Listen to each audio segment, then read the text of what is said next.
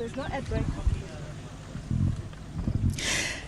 Thanks very much, Ayanda. Yeah, we've been broadcasting from this area, and I have to tell you, it's been very, very interesting and very, very eye-opening. You know, we take so many things for granted. We really do. I mean, Ayanda, you and I, we wake up in the morning, we get out of bed, we go to our bathrooms, we open our taps, we brush our teeth, we then jump into a shower, we then go into the kitchen, open the water again, boil ourselves a cup of coffee or, you know, whatever it may be, boil the kettle, then get into our car, then we drive to work, we come to work, wash our hands. You know, these are things we take for granted. But when you're standing out here in these rural areas, I tell you, I've been standing at that fence over there for about the last 15 minutes, or ever since you've been off us, and I've just been watching the women in this village that we're broadcasting out of in the ILembe District Municipality. In fact, I know that the camera's going to try and get a shot for you right now. I'm going to move to another camera. I just saw my camera disappearing, and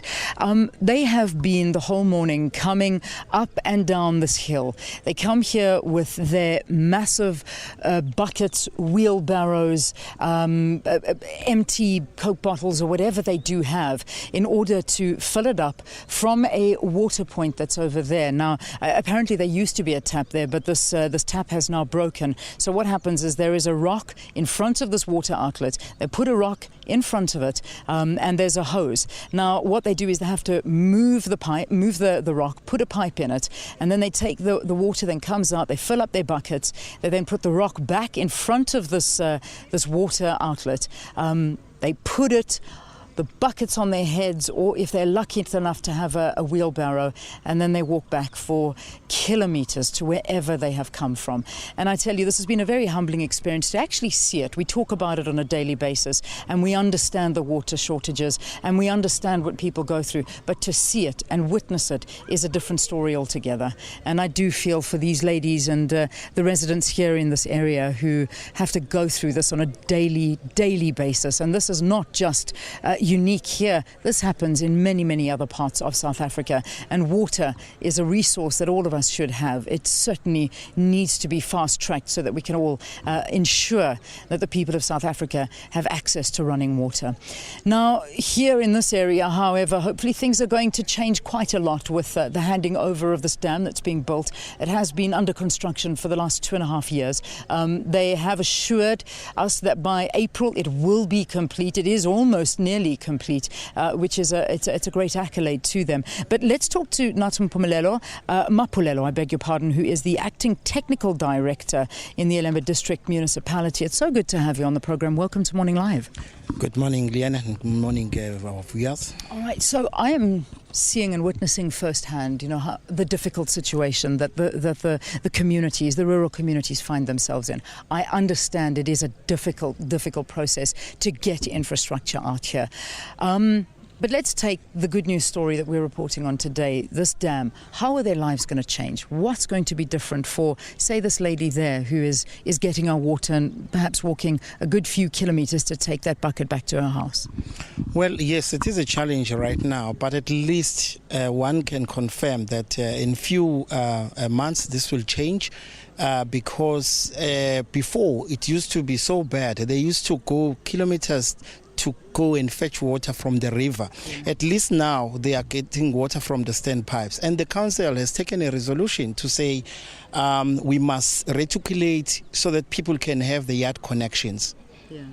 So that will change their lives, because the water will be, we are taking water from the standpipes as per the guideline of the RDP standard. Now we are taking further to the next level of putting the yard connections. That will also help even the municipality to deal with the issue of water conservation and demand management. Yeah. You know, if the standpipes are here, it's easily for vandalism. People are breaking these taps. But if the tap is in your yard, they will take care of that. And also, whenever there is a broken pipe or a broken standpipe, they can able to report to the municipality. So that's the idea, is to take these standpipes now and put them in people's yards. With the dam, that is you're able to do that now. But how far away is that? I mean, you've got the dam, which has taken a couple of years to build. to get yard pipes into these residents' houses? How long is that going to take? Well, we have already started.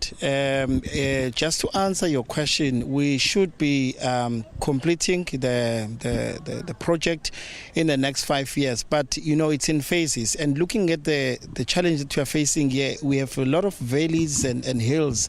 To take a pipeline to those areas, sometimes it is challenging. Looking at the nature and also the environment where we are operating. Yeah, it certainly is. I mean, and we can, and we duly respect that. I mean, it is a difficult task, it really is.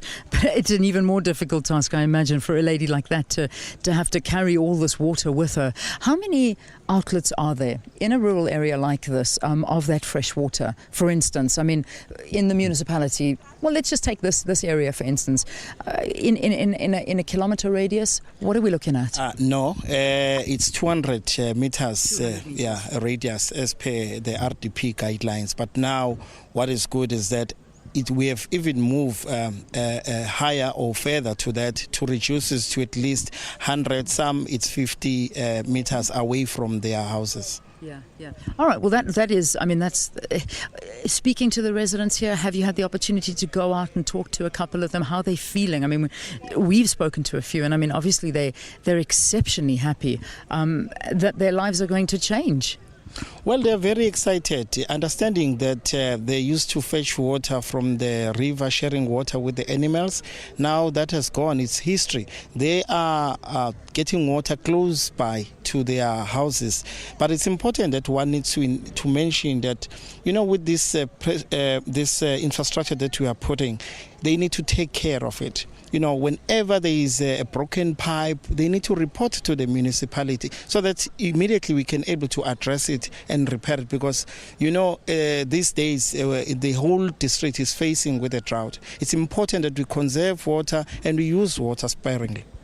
So, just to reiterate, with this dam, it'll be a 50-metre gap between the different pipes of water. At this present moment, it's 200 metres between the pipes, and hopefully it'll get to a point where each yard here in this rural village will be having, within 5 years, piped water into their houses. Yes, that's what we are striving for, and we need the cooperation also from the municipality, and it's important that they understand that what we are doing as the municipality, it has per the constitution. You know, as you know, water it forms part of our constitution. It is their right, but they mustn't abuse it. Yeah, indeed it is. Thank you for talking to us here on the program. Notha Maphumulo, who is the acting technical director of the ILembe District Municipality, and you can imagine and appreciate the difficulty in these valleys to try and get these pipes through. But you know, like we say, it is difficult for the residents living here to walk up and try and get this water, and it'll be some much needed relief to them, and I'm sure they're very, very happy on a day like this. All right, let's go back to the Joburg